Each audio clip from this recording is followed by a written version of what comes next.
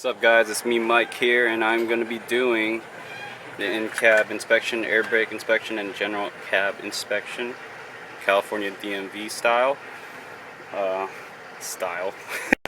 Anyways, so here I go. Make sure our seatbelt is properly working, it's able to be adjusted, and it's secured. We got our brake knobs here. Our brake knobs, yellow is our parking brake, red is our emergency brake. Make sure those are pulled out. Next is our gear shift lever here. No missing parts, can't be broken, has to be in proper working order. And also no missing parts. Obviously this one's missing parts. This is just a demo truck. So anyways, we're moving on. We got our steering wheel. No more than 2 inches of play, but the truck has to be on, can't be cracked, bent, or loose. Our clutch pedal down here. No more than 2 inches of play while tapping on it. And next is our air gauge. Has to be below 80 psi before starting our cutout test. So we're going to go ahead and fan the brakes to 80 psi. Below 80 psi. And we're going to go ahead and start our truck.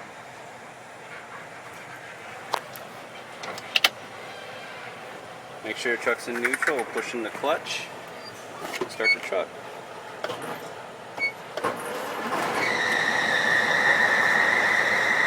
We're going to try to build max PSI in the system. What we're going to do is hold the RPM from 1500 to 1800. Waiting for the primary and secondary needles to stabilize.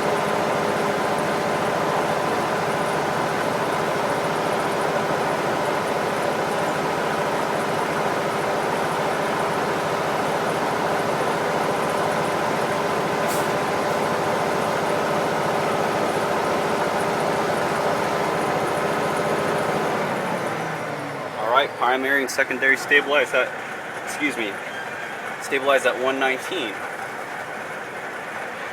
Anything over 130 is not normal, making this test normal. Next is going to be our cut-in test. This consists of me fanning the brakes 5 psi at a time, waiting 15 seconds to see if the system regains any air pressure. So what we're going to do is I'm going to fan the brakes, wait 15 seconds. If no air pressure is regained, I just repeat the step until we start gaining air pressure. So 5 psi at a time, here we go. Wait 15 seconds.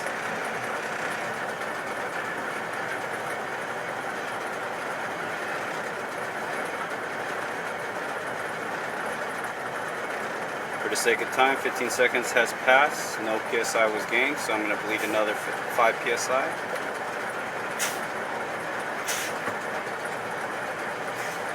For the sake of time, no PSI was lost, so we're going to go and fan another 5 PSI.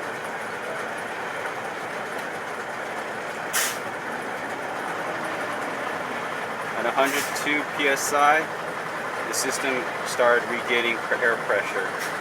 Anything below 85 is not normal. Next is going to be our brake test. We're going to go ahead and build up our pressure.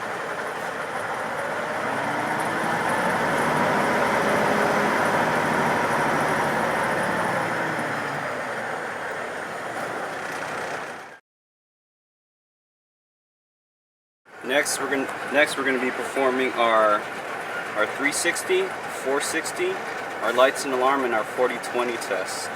So what we're going to do is we're going to go and turn off the truck, but we're going to leave the truck in gear. So put it in low gear, turn off the truck, leave the truck on the on position, push in both brake levers or brake knobs, and release the clutch slowly. We're going to be doing our 360 test here. Once the needle stabilizes, we're going to wait 60 seconds. No more than 3 psi can leak within the 60 seconds of the test. The test begins now. During this test, we are listening for air leaks.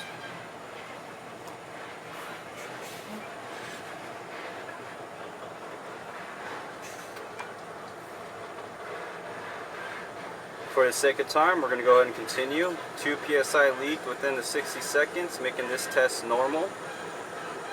So we're going to continue on to our 460 test.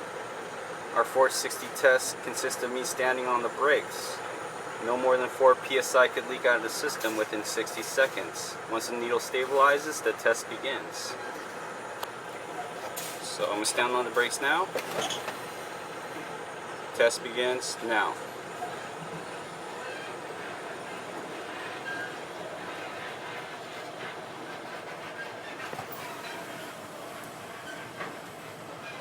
For the sake of time, we're going to go ahead and continue on. No PSI was lost within the 60 seconds in our 460 test, making this test normal. Next is going to be our lights and alarm test.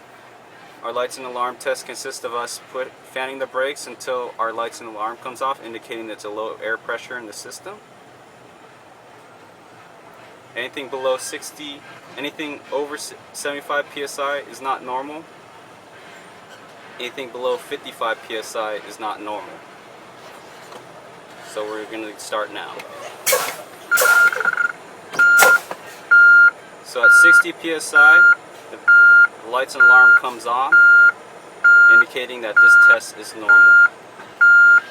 If I were to hear this while I'm on the road, I'm going to make sure I pull over to the side of the road cautiously and safely, examine where the damages are and where the air leaks are coming from, and I'm going to make sure that I get the truck repaired before continuing on the trip. Next is going to be our 40-20 test. These are our parking and emergency brakes. I'm going to put my fingers over them, and between 40 and 20 psi, these have to pop out. Anything over or under those psi's is not normal. So I'll state when and what knob comes out at which psi. Starting now.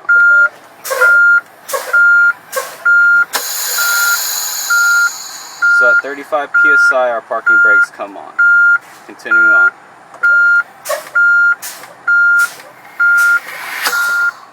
At 20 psi, our emergency brakes come on, indicating that this test is normal. Next, we're going to do our air recovery test. We're going to go and push in the clutch and start the truck. We're going to place the truck in neutral.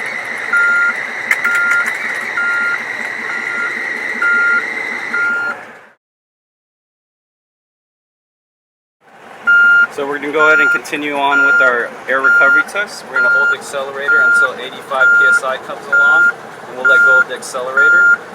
And from 85 to 100 psi, the system has to recover the air pressure to 100 psi within 45 seconds.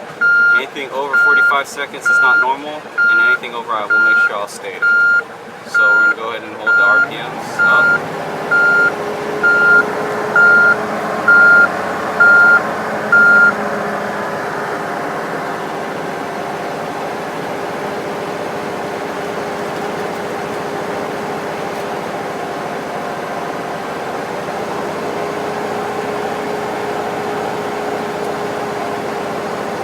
Test begins now.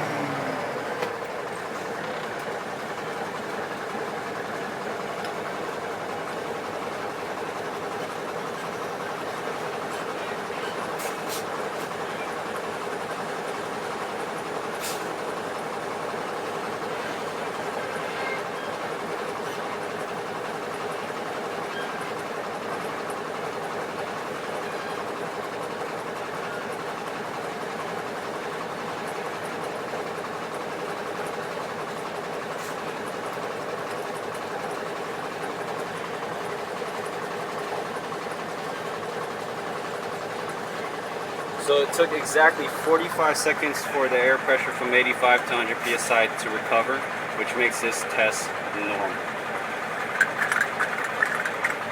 We're going to go ahead and build our max pressure.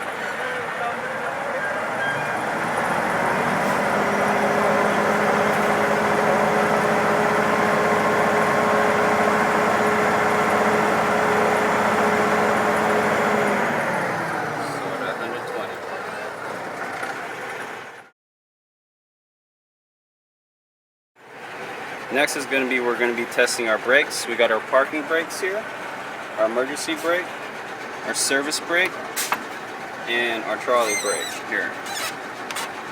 We're going to be testing each one separately, making sure they're backed up by one of the brakes that are on. So our first brake that we're going to test is our emergency brake, or our parking brake. And we're going to put the truck in low gear,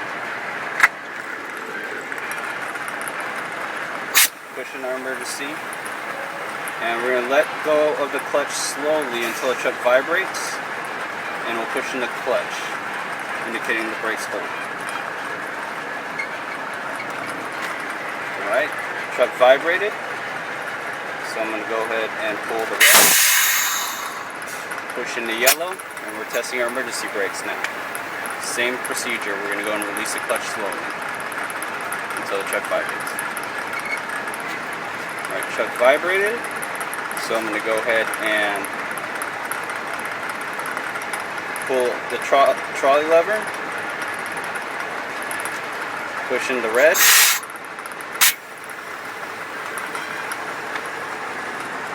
and I'm going to let go of the clutch slowly as the same procedures as before until the truck vibrates. Truck vibrated, so I'm going to go ahead and push on the service brake and move the trolley lever back up. Service brake. What we're going to do is we're going to move 3 to 5 feet and step on the service brake. If the steering wheel moves left to right, that indicates that the slack adjusters and the brakes are out of adjustment. So I'm going to go ahead and move 3 to 5 feet, slowly letting go of the clutch, stepping on the service brake.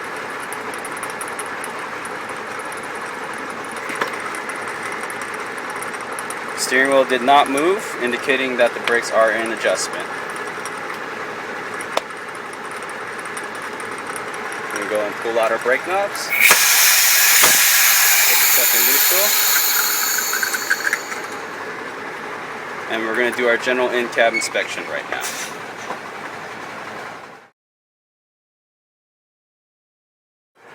Alright, we're going to go ahead and do our general in-cab inspection here. Make sure the door opens and closes properly.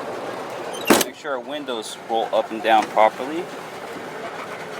Our mirrors should be clean, free of scratches, and adjusted properly.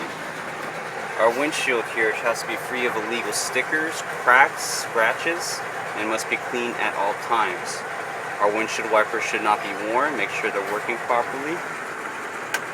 And make sure they're not missing any parts that may scratch the windshield. Moving on, we got our heater and our defroster here. Make sure those are working properly. I'll go and turn them on.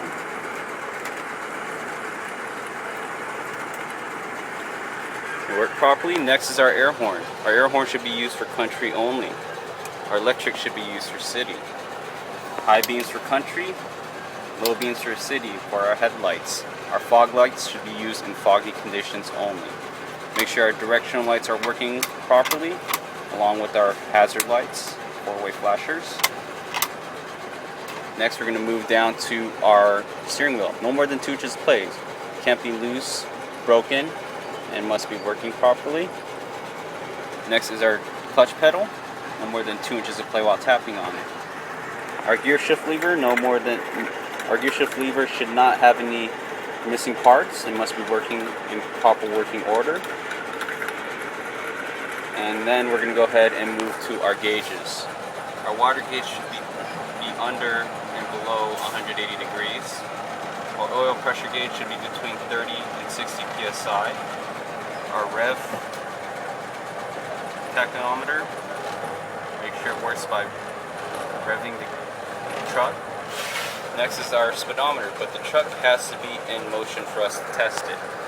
Next is our voltmeter, and that should be between 12 to 14 volts. Next is our air gauge, and that should be at max. Then we should have our fuel gauge, and that should be full and should have enough fuel for the trip. That concludes our general in-cab air brakes and in-cab inspection for the California DMV. Hopefully this helps somebody out.